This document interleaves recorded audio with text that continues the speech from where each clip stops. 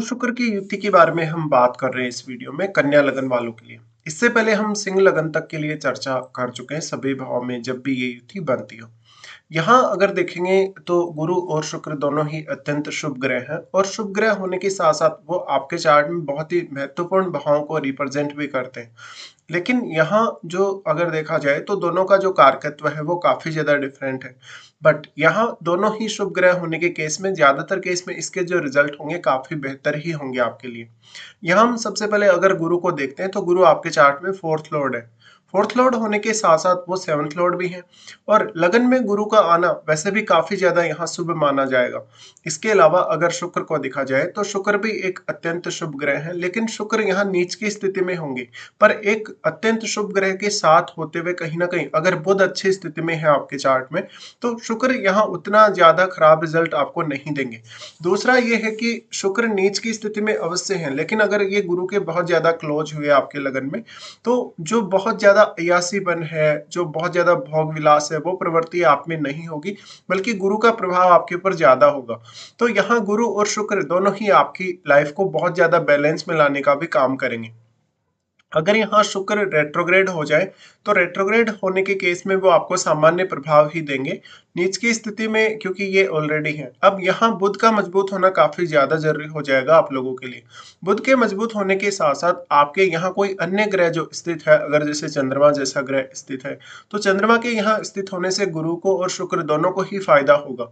लेकिन अन्य कोई अगर यहाँ क्रूर ग्रह स्थित है, जैसे शनि अगर स्थित है या राहु केतु अगर स्थित है, तो उस केस में हो सकता है कुछ परिणाम जो होंगे आपके लिए डिफरेंट होंगे।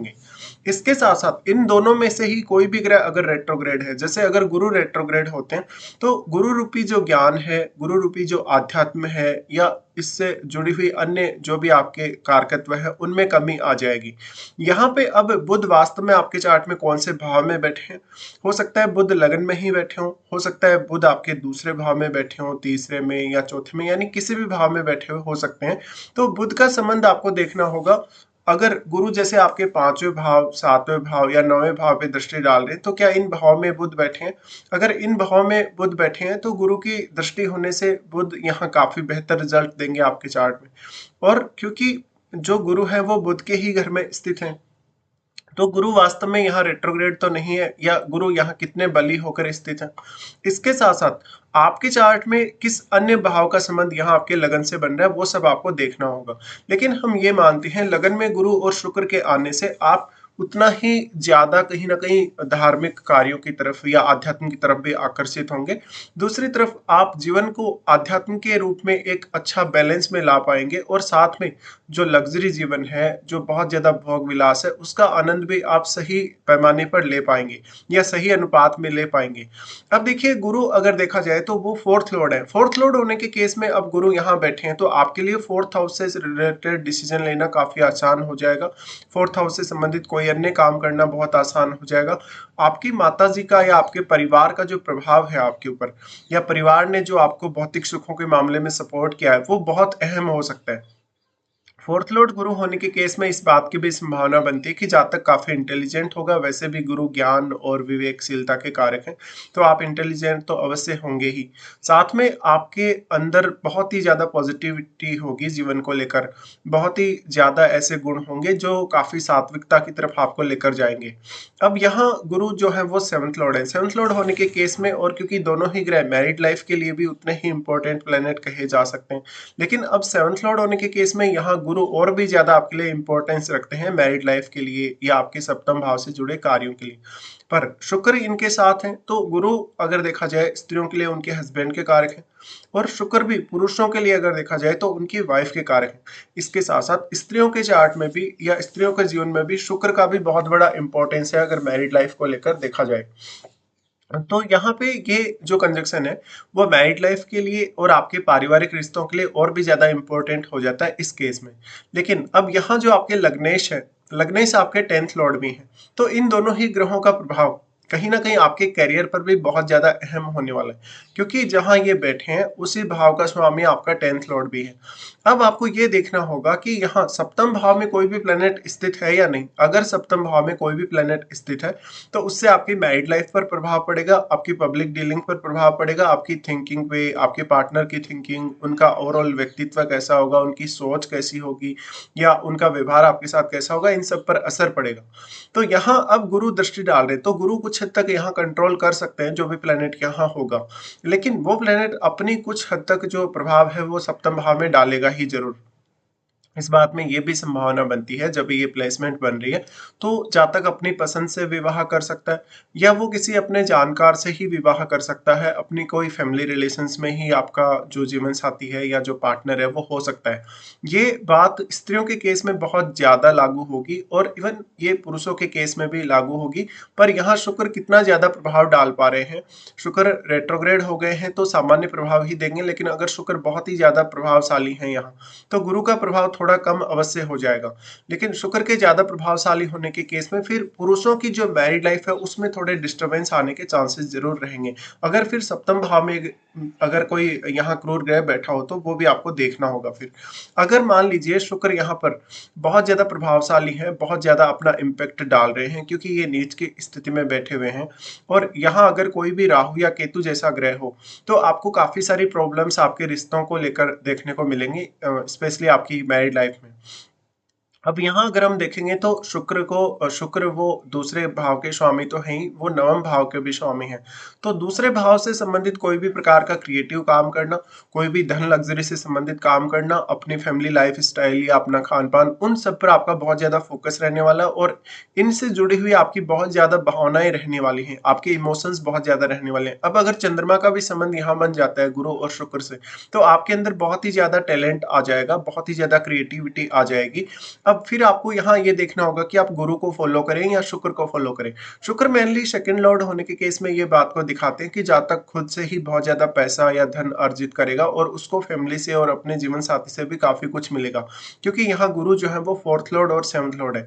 शुक्र सेकंड लॉर्ड होने के केस में आपके अंदर सेकंड हाउस से रिलेटेड कोई ना कोई ऐसी क्वालिटी होगी, कोई ना कोई ऐसा टैलेंट होगा जिसका प्रयोग आप अपने प्रोफेशन में भी कर सकते हैं और इंडिविजुअली कहीं भी आप कोई भी बिजनेस करें उसमें भी उसका प्रयोग कर सकते हैं। शुक्र आपके चार्ट में फिर नवम भाव के स्वामी, नवम भाव के स्वामी होने के केस में इस बात की बहुत हद तक संभावना बनती है कि जातक जो होगा कहीं ना कहीं लंबी दूरी की यात्राओं में, घूमने फिरने में या ज्यादा से ज्यादा वो ज्ञान प्राप्ति में इंटरेस्ट रखेगा। अब यहाँ जितना ज्यादा आप ज्ञान प्राप्त करते जाएंगे, जितना ज्यादा आपको नॉलेज होता जाएगा या जितने ज्यादा समय के साथ साथ आप मेच्योर होते जाएंगे, उतना ही ज्यादा आपका टैलेंट बढ़ता जाएगा, आपके अंदर मैच्योरिटी बढ़ती जाएगी और साथ ही साथ दोनों ही प्रकार के गुणों का आपके अंदर विकास होगा, गुरु और शुक्र से संबंधित जो गुण हैं। इस प्रकार का जो जातक होगा उसके लिए बिजनेस करना भी उतना ही ज्यादा आसान होगा। ज्यादातर केस में ऐसे जो जातक होंगे वो बिजनेस में ज्यादा सक्सेसफुल हो सकते हैं, क्योंकि सेवंथ लॉर्ड लगन में आ चुके हैं यहाँ पे। अब अगर बुध भी अच्छी स्थिति में है, अगर बुध सेकंड हाउस में चले जाते हैं, थर्ड हाउस में चले जाते हैं, सिक्स्थ में या सेवंथ हाउस में चले जाते हैं, तो जातक के लिए बिजनेस करना लगभग काफी आसान हो जाएगा। इसके अलावा अन्य कोई भी प्लेनेट जो यहाँ बैठा है वो आपके चार्ट में किस भाव का स्वामी है। जैसे अगर यहाँ सूर्य बैठते हैं तो वो आपके 12th लॉर्ड है। 12th लॉर्ड होने के केस में भी फिर आपको अपनी जो हॉबीज हैं, जो आपकी क्रिएटिविटी है, जो आपका टैलेंट है, उस पर ज्यादा से ज्यादा ध्यान देना चाहिए। लेकिन कोई भी यहाँ प्लेनेट बैठेगा तो उसका डायरेक्टली इम्पेक्ट आपके रिश्तों पर, आपकी मैरिड लाइफ पर अवश्य ही पड़ेगा। अब दोनों जो प्लेनेट्स हैं उनका इंपॉर्टेंस हमारी मैरिड लाइफ के लिए भी उतना ही ज्यादा है। देखिए, अगर हम गुरु को देखेंगे तो गुरु स्त्रियों के लिए उनके हस्बैंड के कारक हैं। हस्बैंड के कारक होने के केस में इस बात की बहुत हद तक संभावना बनती है कि जो भी स्त्री का चार्ट ऐसा है जिसमें गुरु और शुक्र यहाँ बैठे हैं, तो उसका जो हस्बैंड होगा कहीं ना कहीं वो बहुत ज्यादा भोग विलास वाली प्रवृत्तियों का हो सकता है, वो किसी अदर रिलेशनशिप में हो सकता है, या इवन वो स्त्री भी खुद किसी अदर रिलेशनशिप में हो सकती है, मैरिज से पहले या मैरिज के बाद। इसी तरीके से अगर हम यहाँ शुक्र को लेते हैं तो शुक्र के किसी भी पुरुष के चार्ट में इस प्रकार की स्थिति में होने के केस में वो पुरुष धन लग्जरी का तो एंजॉय करेगा ही करेगा, लेकिन वो कहीं ना कहीं किसी दूसरे रिश्ते की तरफ भी अट्रैक्ट होगा। अगर शुक्र रेट्रोग्रेड हो जाए तो इस बात की संभावना कम है कि कोई भी पुरुष दूसरे किसी रिश्ते की तरफ अट्रैक्ट होगा। अब यहाँ हम दृष्टियों के हिसाब से भी अगर चर्चा करें, दृष्टियों के हिसाब से जो जो प्रभाव पड़ रहे हैं, सबसे पहले यहाँ गुरु दृष्टि डाल रहे हैं पंचम भाव पे। पंचम भाव पे इनकी दृष्टि ज्यादातर केस में आपको बेहतर ही परिणाम देगी। अगर गुरु रेट्रोग्रेड होकर यहाँ दृष्टि डालें तो फिर आपको यहाँ बैठे हुए प्लेनेट को और शनि को देखना होगा।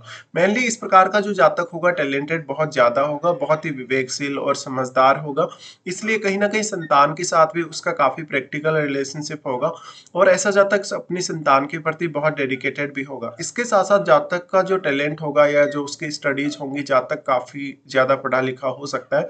हालांकि शुरुआत में उसने अपनी संतान पक्ष को लेके, अपनी स्टडीज वगैरह को लेके काफी ज्यादा परेशानियां झेली हो, ऐसा हो सकता है।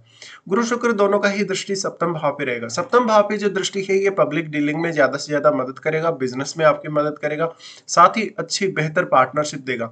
हालांकि अब सप्तम भाव में बैठे हुए ग्रह का रोल भी उतना ही अधिक बढ़ जाता है। सप्तम भाव में जैसे राहु केतु जैसा ग्रह बैठा है, शनि जैसा ग्रह बैठा है या इवन सूर्य जैसा ग्रह बैठा है, तो फिर वो मैरिड लाइफ के लिए तो उतना अच्छा नहीं है, लेकिन आपके लिए पब्लिक डीलिंग या पर्सनल आपके नेम फेम के हिसाब से वो एक बहुत बेहतर स्थिति हो सकती है किसी भी ग्रह की यहाँ पे। उसके बाद गुरु की दृष्टि पड़ेगी नवम भाव पे। नवम भाव पे गुरु की दृष्टि आपके लिए ज्यादातर केस में पॉजिटिव ही काम करेगी, क्योंकि नवम भाव के स्वामी खुद गुरु के साथ बैठे हैं। इसलिए अगर शुक्र ज्यादा क्लोज है गुरु के, तो गुरु का प्रभाव ज्यादा पड़ेगा शुक्र पर। इसके साथ साथ नवम भाव के स्वामी होने से आप बहुत ही ज्यादा एजुकेटेड होंगे, उच्च शिक्षा की तरफ बहुत ज्यादा ध्यान देंगे, दूसरों को बहुत अच्छी एडवाइस दे सकेंगे और जीवन में हमेशा पॉजिटिविटी और नैतिकता के पथ पे आप चलने वाले होंगे। तो इस तरीके के कुछ प्रभाव पड़ेंगे आपके जीवन पर जब भी गुरु शुक्र आपके लगन में ही स्थित हो। लेकिन अब आपको यहाँ महादशा पर भी विचार करना होगा। गुरु या शुक्र के आपको महादशा हो तो आपको उस पर विचार अवश्य करना चाहिए।